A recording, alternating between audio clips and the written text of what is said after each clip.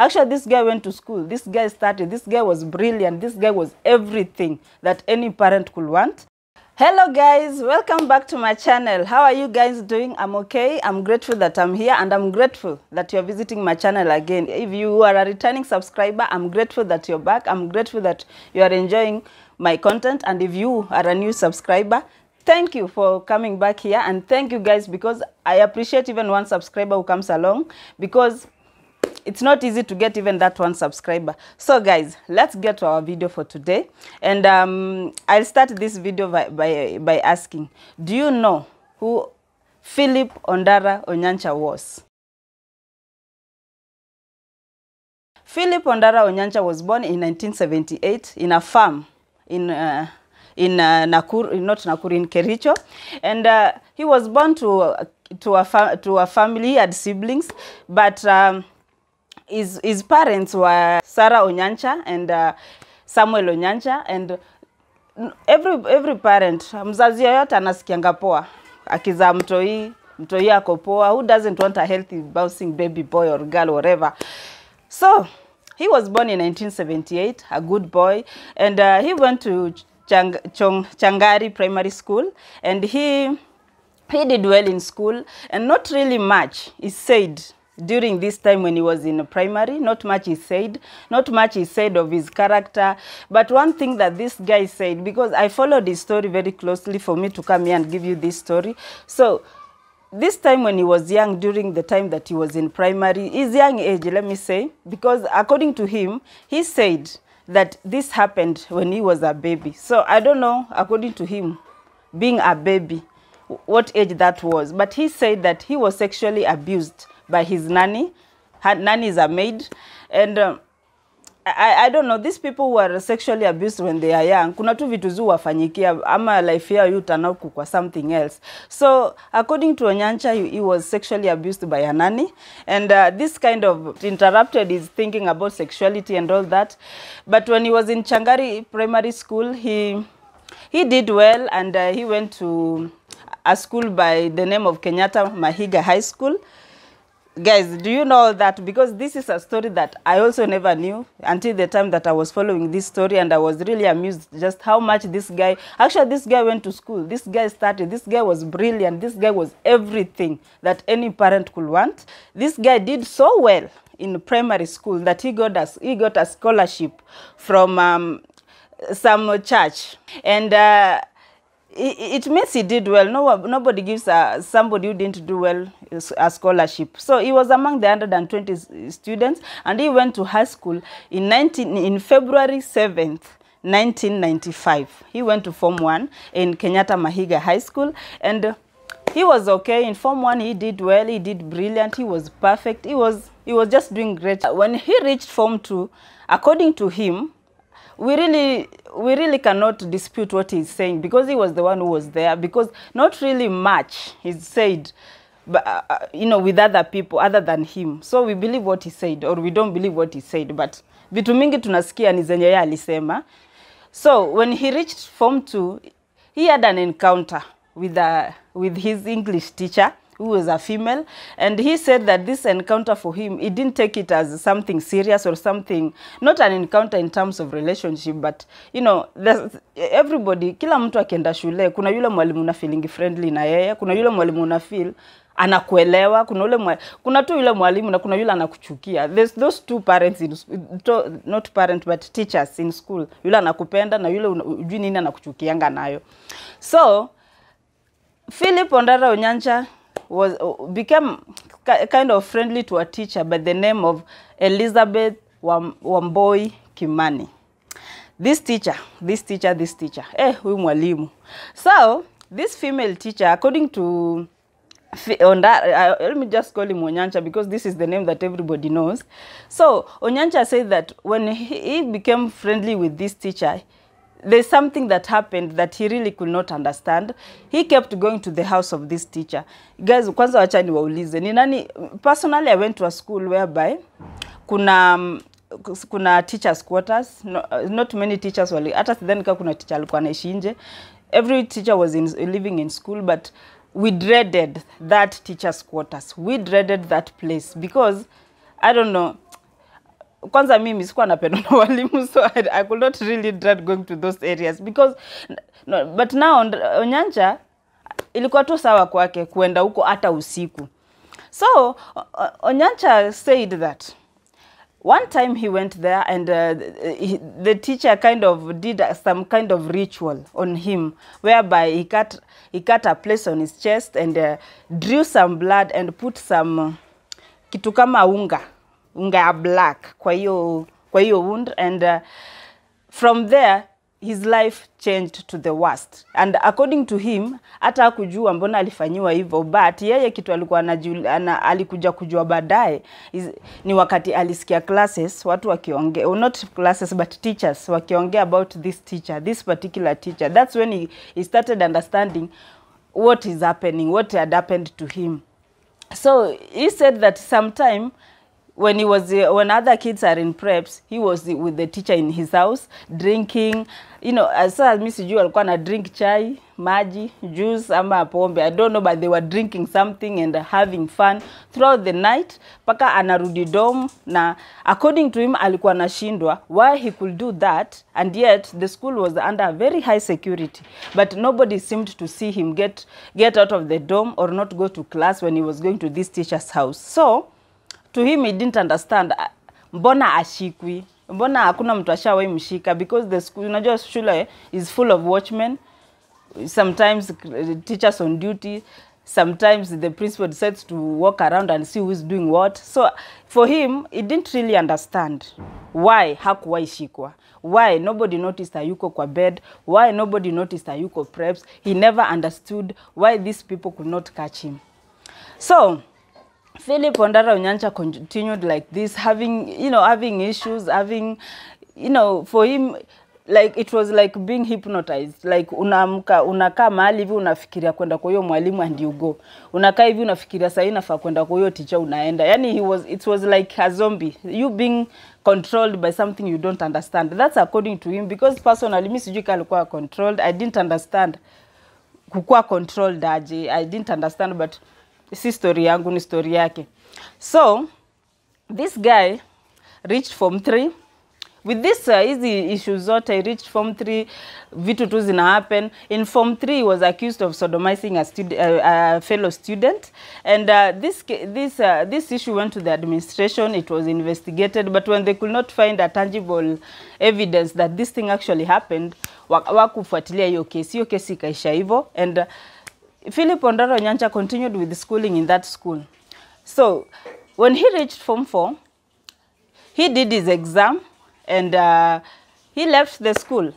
And now when he left this school, this is when now everything blew out. Like hizo vitu zote zenye mwalimu alikuwa anamfanyia, it's like they came to life. It's like now he was 100% controlled by this, I don't know if it's satanic powers, it is spiritual, I don't know, nisijui ni nini hiyo, but according to him, he was controlled by something greater than him, something more powerful than him, something that really, made him at a certain, it was like he's between good and evil. Angefanya kitu, after a second understand venye ameifanya. He actually got a C-, and according to those, the research that I made, he went to another school, did his KCPE there, and KCSE, sorry, and he never went back for his results. Now, guys, this is now where everything went out, I can say Bolivia's, I don't know the name I can give it, but things went bad. So he's now there, done the Form 4. He decided to get into the, the working life, is him working as a watchman and doing that. So at this point, when he's working, he had actually left his village and went to the neighboring village, and he was living there. And apparently, Akishio place, there was a lot of killings, a lot of kidnappings, a lot of things were actually happening there that nobody could explain zilitoka wapi, because previously hazikukuanga. But now they were there. People are dying, people are just disappearing, things are just happening in that area. Nobody is understanding what is happening. So at a certain point, he was accused. Now Onyancha was accused of raping a neighbor. No, not raping, but attempting to rape a neighbor.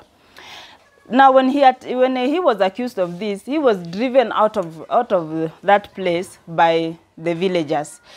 And according to Onyancha, guys, nataka mnisikie vizuri. According to Onyancha, yeye alikuwa, you remember he's working as a G4S, which is a security firm, na alikuwa na work in a flower farm as a G4S, a flower company kituka hiyo. So the thing is, Onyancha says that he was called by a voice and told to go to Nyeri. That was what Onyancha said. The villagers say Onyancha attempted to rape a neighbor. That's why he was driven out of the village. So who is saying the truth? Na anasema ukweli hapa. Because according to him, he was actually called by the same spirits, the same voices. Zile vitu alifanywa shule, remember I've told you. According to him, hizo ndio vitu zilimdrive out of the village that he was living after school and straight to Nyeri. And the villagers say he was accused of attempting to rape a neighbor, and he was driven out of the village. So, when he was driven out of the village, according to the villagers, he went to Nyeri. When Onyancha reached Nyeri, there, now this is where he met his wife, and his wife by the name Lydia Onyancha, or Lydia Kwamboka Onyancha. That was the name. When they met there, they didn't really stay for long. They got married. After they got married, they came back to Nairobi. When they came back to Nairobi, now that's where Onyancha went overboard, and he did the worst. He just went out of his way. He did so many things in Nairobi, and it said that when he came back to Nairobi, remember this guy, all his life, he's been working as a security person or a in security firms, and all this time, guys, this is still what he's doing. He's working in security firm in different places. At a point, you know, the people, now, when he came back to Nairobi, he lived with the brother-in-law and the sister-in-law. Those are the people that he lived with when he came to Nairobi. And the people that lived, it's not really said alikuwa naishi which part of Nairobi, but alikuwa naishi Nairobi na familia yake and in-laws. So hiyo point ya kuishi hapo, the neighbors or the people that you know, the environment, the people that were around him said that he was so, you know, he was so weird that sometimes, you know, not everybody, yani he could not talk to people. He was antisocial, and when you maybe did something wrong and you ask him, he could threaten you of killing you. Sometimes anaenda kwa main switch anazima steam and the whole place inaenda black. Yani alikuwa tu, I don't know, sijui hizo nini. He was just being mischievous. You know, some characters that somebody cannot understand from a grown-up man. And they said that at this point, he was growing some kind of a tumor behind his head. And this tumor kept growing, slowly by slowly, it kept growing. And it came to a size of an orange, that tumor that was behind his head. And the villagers, or not the villagers, but the neighbors, because it was in Nairobi at this point, the neighbors said that they felt that hizi tabia zote zenye Onyancha alikuwa nazo, it is because of whatever was growing behind his head. They felt like it affected him, or maybe it was affecting his brains. So si watu wengi walikuwa wanapenda kuinteract na yeye. Everybody really just gave him space. Kila mtu alikuwa anampea space yake. So at this time, when he was he's there, remember when he came to Nairobi, of course atafanya job, ataishi hivyo. He was working at a farm, at a water company, water and sewerage company, Nairobi Water and Sewerage Company to be precise. And at this point, it is said that this Onyancha guy, you know, when he was working, no, not working, but akiwa kwake amekaa, he saw a lady 200 meters from him. And he say, according to Onyancha, say that he had supernatural powers, powers that made him see things or know things before they actually happen. So this time when he saw this lady something told him that this lady is coming to ask him of direction, because kuna mali alikuwa anaenda na hakuwa anajua, so anakuja kumuuliza direction, and that is exactly what he did. So when this lady came and asked for permission, when this lady came and asked for direction, he did what? He actually said that he was going to show him where she was going, because according to Onyancha, this lady didn't know the place where she was going. She knew the name, but not the actual direction of this place. So lead to the bush and strangled him, and they said he drank his blood. But the point is, Onyancha says that he never drank anybody's blood. That's what he said. But there's also some, some interviews that he did that I watched that said that he, not said, but I also heard him say that he drank blood. But now when he was being questioned by the police and all this, he actually said that he drank blood. So in this bush, when he strangled this lady, she's an unknown lady till this point. I really wonder what the relatives think she went, because she's unknown till this day who she was, because Onyancha strangled this lady and threw him in the pit latrine, guys, threw her in a pit latrine. Alimrusha kwa choo after mem strangle. So I don't know, he was saying that every time that he saw a woman, because according to him, he said that if women and kids were more vulnerable, so he felt like hao ndio anaweza attack hiyo urge kikuja, because anasema alikuwa na hiyo urge ya kufanya kitu. It's like an addiction. Nikiona mtu na feel kufanya kitu fulani, nikifanya ndinanitoka. So he strangled her, akamtupa kwa pit latrine, and life went on. Remember, hii time alikuwa kwake, hata kwa job alikuwa kwake. And then after some time, akiwa now, because I've told you he was working as a G4S in a water and sewerage company. When he was there, it was around Karen. So when he was working there again, there's a lady who is known as Catherine. So Catherine Chelagat lived near, his parents, not parents, but relatives, lived near the area.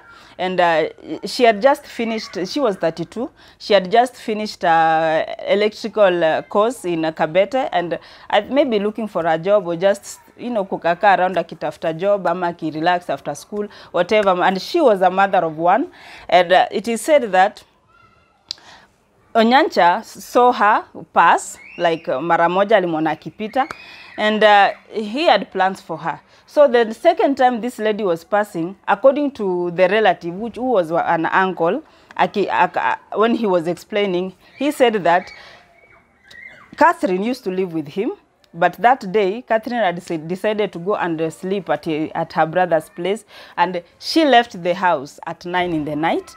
And this is when now Onyancha saw this lady, because he had seen her previously, and he had made plans. So when he saw her again, he was just to execute his plans. So wakati alimwona akipita, he called Catherine, and according to Onyancha, when he greets a person that he's planning to kill, kidnap, or do anything to, akimsalimia tu hivi, mission yake is complete, because it's like the handshake ni kama ina hypnotize huyo mtu, anaanza kufuata everything yenye anaambiwa.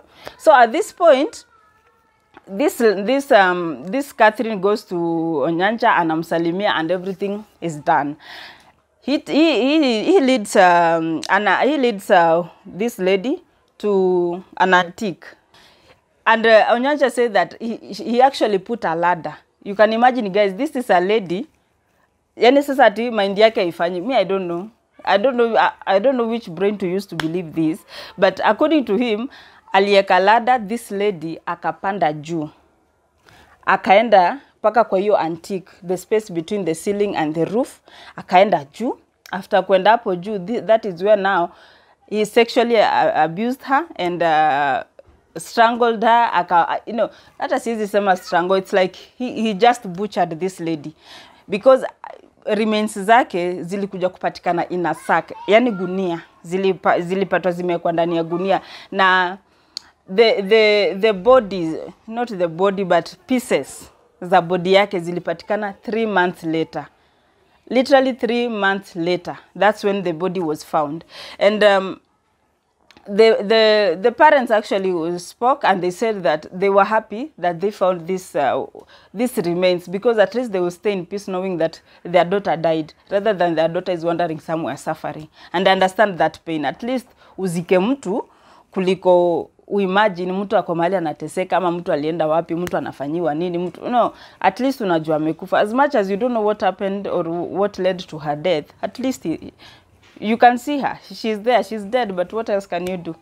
So around this time, there's also another killing that happened around Karen area. Another lady by the name Jacqueline. Now, Jacqueline Chepngetich was working around Karen area, is suburbs. It is also said that this time, this guy, Onyancha, I should tell you this so you can remember, cannot keep a job. That's a fact. He cannot keep a job. He keeps moving. He keeps moving, but he still works for security firms, but he doesn't keep jobs. He keeps, sometimes absenteeism, sometimes he's just being rude, vitu tu mob, but he cannot keep a job. So all this time, after amemalizana na Catherine Chelagat, akaenda kwa nini Jacqueline. Now Jacqueline Chepngetich was working at a suburb, which it said that Onyancha alikuwa anafanya kazi kwa these rich guys around Runda where but now in Karen. This guy is working there, strangled another lady there and akamtupa kwa septic tank. Guys, I don't know how easy it was for him. Ilikuwa tu rahisi kwake. Yeye tu kuua tu like left, right and center.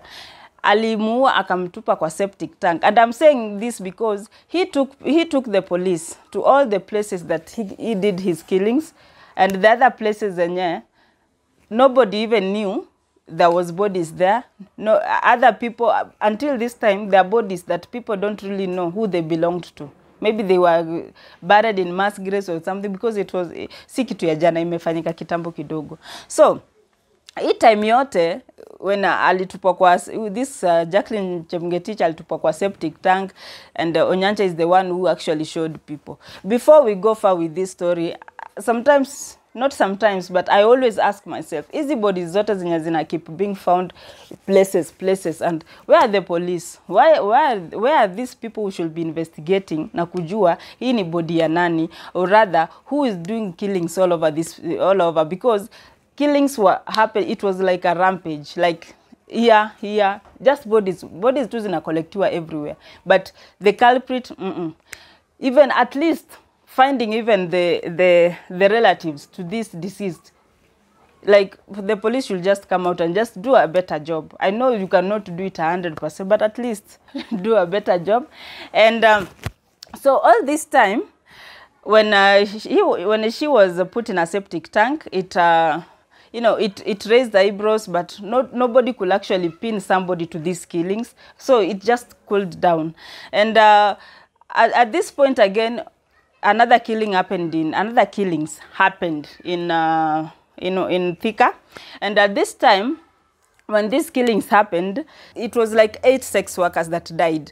But now there are only around two sex workers that were identified. And they said that one was called Jacqueline Wamboi, another one was Helen Nyambura. And all this time, when